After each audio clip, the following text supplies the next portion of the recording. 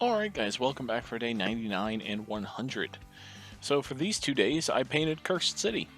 I gave myself 24 hours from 9:30 a.m. on day 99, which was April 9th, 2021, until 9:30 a.m. on April 10th, which was day 100. Like I said, gave myself 24 hours. I ended up using 20 hours and 17 minutes to get it done, so finished a fair bit early from what I expected. So I'm just going to talk through every miniature, not gonna go over every single color that went on every single miniature because that would be a long video, but I'm just gonna mention a couple things about each one and show you the pictures, obviously. So here we go. Alright, so this first miniature are the ogre bodyguards of the main guy, and these guys I painted pretty straightforward. I used contrast paint and then did Null Oil over the top of them, basically. Some metallics, and that was about it. Nothing really special to mention about these guys. This next guy is one of the sidekicks of the main bad guy, I suppose. Painted him mostly black, so that meant that I had to make everything else pretty light and vibrant. Still dingy with some Null Oil, though, just because, you know, they're evil, so they can't be too bright.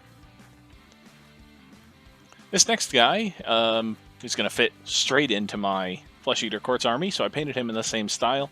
End in yellow for the skin, snakebite leather for the fur, and then just dulled him down with Null Oil, really. I've been finding that Null Oil over contrast paint works surprisingly very well. Alright, this next guy, Shovel Man. Same style as every miniature you're going to see, basically. Contrast paint, some metallics, some highlights, and then Null Oil. But this guy I wanted to sort of match the zombies in theme and color, so I did his skin the same way, and the details sort of in the same colors. Then here's the head honcho bad guy himself. I'm pretty proud of how the wolf cloak came out on this guy. This was Space Wolves Gray, followed by some highlights of Pallid Witch Flesh, and then just Null Oil over the top, and I think it came out pretty excellent.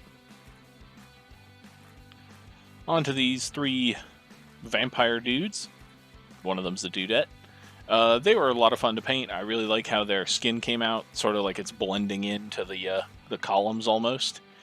It's just apothecary white over the primer and some Null Oil over top. You're going to sense a theme coming up. Null Oil a lot. So these skeletons are next, and these I'm really proud of. The main thing you'll notice on them is the blue robes. That's Talisar blue, highlighted with Baharoth blue, and then there's Hexwraith flame over the entire miniature, and that gives them this sort of otherworldly glow that I am really quite proud of. And then there's their captain, I guess you'd say. He's also got the same paint scheme as them. I did use Null Oil on him and all the skeletons, but very specifically not on the blue. I wanted that blue to be just shaded with the Hexwraith flame, not dulled down by the Null Oil. And now here we have the zombies. These are actually one of the ones that I used a fair bit of non-contrast paint on. I used Plaguebearer Flesh for their skin, and I used contrast paint for their clothes, but all the other stuff I used regular paint, and specifically Gorthor Brown, my personal favorite color. I used on all the wood here, and then of course in Null Oil everything. Then we have some rats. Basically just pulled out every contrast brown I had, painted a bunch of rats different colors, Cadian Fleshstone for the tail, done. Bats, effectively the same way. Painted them all black first, then got some browns out to differentiate a couple, and Null Oil, and we were done. Then we go on to the objective markers. I painted the skeletons hanging from the gallows the same way as I painted the skeleton warriors, and then everything else I just kind of picked a color and differentiate it. Alright, so now on to the good guys. Here's the ogre first. I tried to mix in some red and some blue on this guy. He sort of looks like he matches a couple of the other heroes. And so red and blue is kind of what I wanted to go for there. And then lots of snakebite leather, one of the best contrast paints there is. On to the sorceress, one of my favorite models in this set, honestly. The pink is Magos Purple, highlighted with T'Challa Lilac. I'm really happy with how this came out. It makes her stand out in the crowd. And I think that's appropriate because she's the healing mage in the group. So then we come to the Flying Dwarf. He's actually the very first miniature I built and painted for this. I mixed in the red and the blue into him, so they're sort of a cohesive theme. Lots of brown, because I imagined a lot of this was made of wood. And then, obviously, the Gore-Grunta fur cloak. Alright, and then on to not Brienne of Tarth. One of my favorite miniatures, along with the Sorceress, because the armor is just primer. I didn't paint the armor at all. I just put Nuln Oil over it, a Hellion green on the cloak. And yeah, she was ready to go, so I was pretty happy there.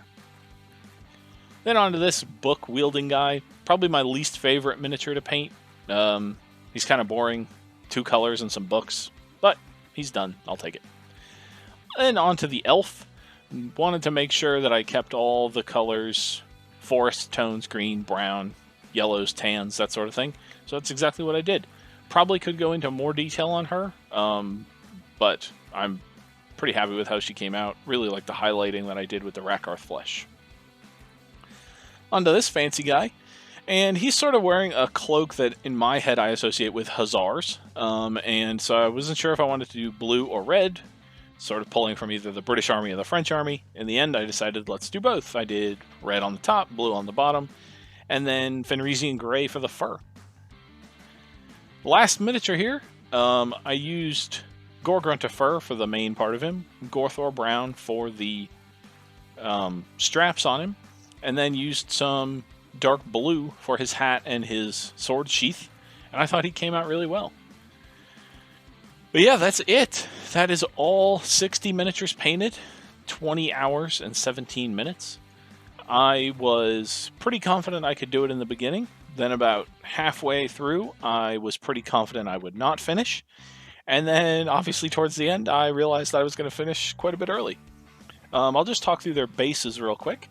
That was done with first a layer of super glue, then just basically throwing these bases into my box of chunks of stuff that I have. So as I work on projects, if there's some overspill of some pigment powder or some modeling gravel or sand or bits of cork or whatever, I just always do that over the same box. So that box has a nice mixture of a bunch of things in it. So the super glue just makes all that stuff kind of stick to it in random piles and stuff, and it looks relatively natural. And if you're trying to do 60 bases at the end of painting for 20 hours straight, it works great. Then I decided to kill some more time, which turns out I didn't need to, obviously, but I just did Cygor brown across the whole base rim, and the texture. Then I took some Deathguard green and some Mournfang brown, and I just sort of stipple, dry brush, tapped a bunch of that in onto each base just to mix up the ground color a little bit. And then I used some light green tufts that I believe were from Gamer's Grass to have some more visual interest on those bases. And yeah, that was it. Like I said, I didn't go over every single color on every single miniature. If you want to know anything else about any particular miniature, feel free to either send me a message or put it in the comments. I'm happy to answer anything anybody desires. But yeah, thank you everybody for watching, and I'll see you guys tomorrow for day 101.